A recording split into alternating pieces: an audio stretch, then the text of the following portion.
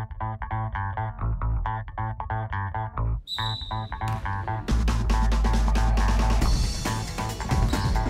this game is really just goes to show their spirit, what they want to do, how they want to play, yet at the same time being able to advocate for the funding needs for their own education.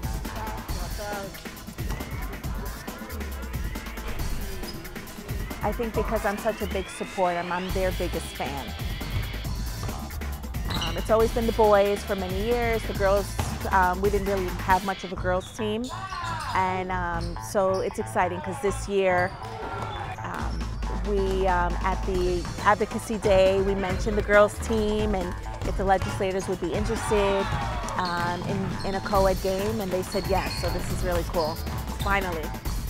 I'm actually nervous. I'm going up against grown men. Because even though the school is in my district, mostly all of the children are not.